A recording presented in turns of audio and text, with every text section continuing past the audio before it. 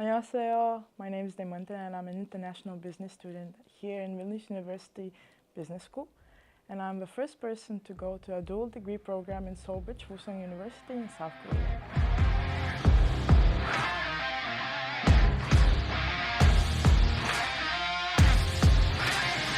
Everybody lives really close next to each other. Even if they live in the dormitory or in an apartment, everyone is in the same place. So you can get a call from your friend at any moment and say, oh, I'm just going there. Do you want it? Oh, okay, let's go.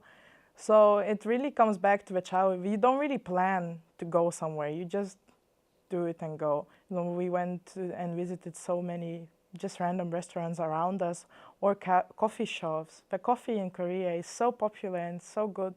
So you will sit a lot of time in a coffee place with your friends, either studying or just chatting and trying out new things. But I think there's so much for you to experience, and we tended to even go on weekends to Seoul to explore and to see. Since it's not that far and it's not that expensive to go by bus, get to meet people from all over the world. I think for me it was quite awkward even at first because there were so many countries that I never even thought about their culture or existence even since they're so far away from Lithuania. But now I can sit with friends from Indonesia and Vietnam and Kazakhstan and Kyrgyzstan. A lot of nationalities tend to stick together, but at least the bigger circles. For us Lithuanians, since there's not a lot of us, we tend to get to explore all the different people and to meet a lot more new faces.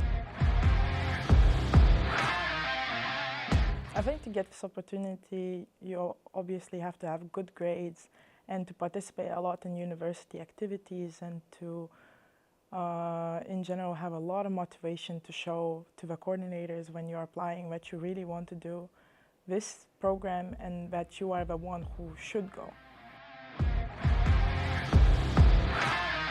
Since we don't have to pay the tuition in South Korea, which would be probably around 10,000 euros per year, I think we already have a good start considering and comparing to other students there. It can be challenging without a scholarship. However, the other university provides you with opportunities to get a part-time job in the university, so you don't have any issues with visa or language. So I myself got to work as a research assistant in the university in Seoul with another close professor, so I got to have some money through that.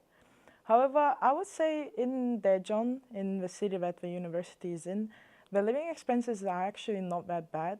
Even considering to Lithuania, some things are a lot cheaper and some things are just a bit more expensive. But I would say it's even easier sometimes when in Lithuania. Of course, if it was Seoul, it would be a lot more expensive. But I didn't have a big encounter with having issues with money. However, I would not advise you to go if you don't have any savings at all, just so you would feel secure if anything happens. I think it can help you if you know some Korean, especially if the pronunciation or you can read the letters. It will come in handy. However, I met some people who had no idea of how to even read the language or speak even one word, so they definitely could go by. Nowadays, even though a lot of the people there still don't speak English, they know how to get by with foreigners. So usually everyone has a translator app that they just use to type something for you just to translate it without even bothering to try to communicate in other ways of gestures or some sort of body language. Before departure, the most difficult things is just to get all the documents in order. Meaning you have to have everything certified, you have to get your visa, and while the other university helps you with this, it still can be a bit stressful to get everything in time just for you to arrive there on time and just to gather everything so it's all correct, since it is legal documents, so it can seem quite challenging. However, even without help, I didn't really have a big difficulty. You just need to sit through it and read very carefully. After arriving in South Korea, of course, everything is different and you're still not used to everything. However, the university genuinely provides you with so much help with orientation week where you do everything, not only meet people and get your first friends, but you also get to open your bank account there. so you don't have to have any fees, and they help you with all sorts of things, and you have a person in charge of you that will help you if you need some SIM cards or to just look through everything. The system there is very different. Of course, the grades are not 1 to 10, however, they're more American system of a 4.5 GPA with A, B, and C grades. However, in classrooms, it can be quite challenging because they have a curve system, meaning that depending on your classmates, you can get a completely different grade than you actually deserve. Sometimes if a class is really challenging for everyone, you can get a way better grade just because someone has to get an A. Someone has to. So if there's a lot of students in the class, 30% of them will get A's, 40% of them will get B's, and everyone else will get whatever is left.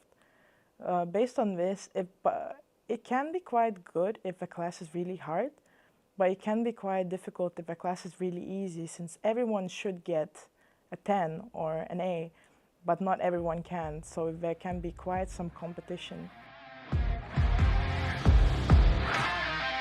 I think since we had a lot of holidays in between semesters and even during them, everyone tends to travel. If you have a couple days, you tend to travel more in Korea to different cities like Busan, Seoul, Suwon, and around it.